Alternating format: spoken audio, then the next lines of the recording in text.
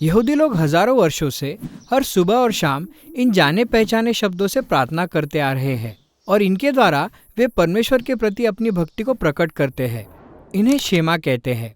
हे Israel सुन, यहोवा हमारा परमेश्वर है, यहोवा एक ही है। तो अपने परमेश्वर यहोवा से अपने सारे मन और सारे जीव और सारी शक्ति के साथ प्रेम रखना।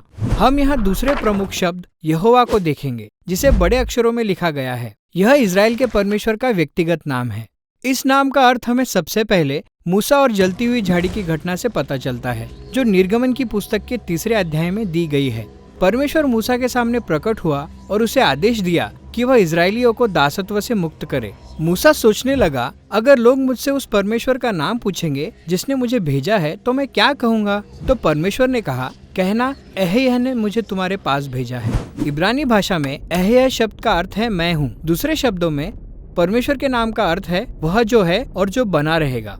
परमेश्वर का अस्तित्व किसी व्यक्ति या वस्तु पर निर्भर नहीं करता, यह परमेश्वर तो बस है। मूसा के लिए यह विचित्र बात होती अगर वह इजरायलियों के पास जाकर यह कहता कि मुझे मैं जो बना रहूंगा ने तुम्हारे पास भेजा है। इसीलिए अगले वाक्य में परमेश्वर मूसा को वह शब्द बताता है जो उसे जोर से कहना है, याहवे जो हमारे पितरों का परमेश्वर है, उसी ने मुझे तुम्हारे पास भेजा है। याहवे शब्द प्राचीन इब्रानी भाषा में वह बना रहेगा का क्रिया रूप है और यह इजराइल के परमेश्वर का व्यक्तिगत नाम है। पुराने नियम में हमें यह 6500 बार दिखाई देता है।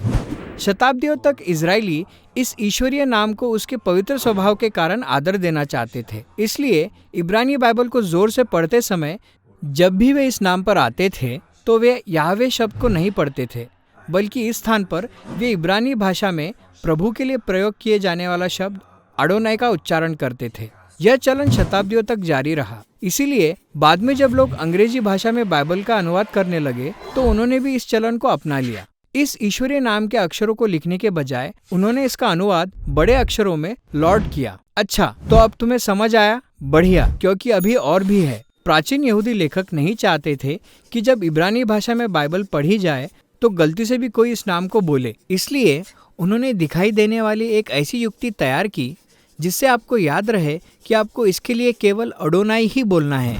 उन्होंने पवित्र नाम के 4 व्यंजनों को ले लिया। ये हमारे अक्षर यहोवा से मेल खाते हैं।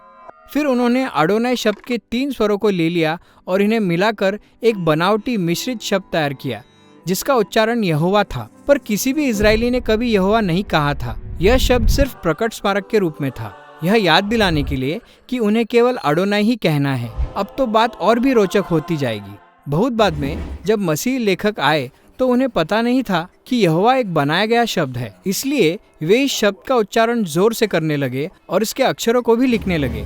बाद में यह हिंदी भाषा में भी प्रचलित हो गया। आज बहुत लोग इस शब्द का प्रयोग करते हैं, परंतु मुख्य बात यह है कि यहोवा शब्द यह संकेत देता है कि यह ईश्वरीय नाम है। आप गड़बड़ाए नहीं, यह शब्द प्रभु से भिन्न है। प्रभु के लिए इब्रानी शब्द अडोन है, जिसका अर्थ प्रभु या स्वामी होता है। यह शब्द राजाओं या किसी सेवक के स्वामी या भेड़ों के चरवाहे के लिए भी प्रयोग किया जा सकता है। कभी कभी बाइबल के लेखक इस शब्द का प्रयोग करके परमेश्वर का भी हवाला देते हैं, जैसे समस्त पृथ्वी का प्रभु या प्रभुओं का प्रभु। पर यहोवा, प्रभु, अडोनाई जैसे शब्दों के पीछे इजराइल के परमेश्वर का मूल ईश्वरीय नाम मौजूद है, जो उसकी ओर इशारा करता है, जो था, जो है और जो सदा रहेगा।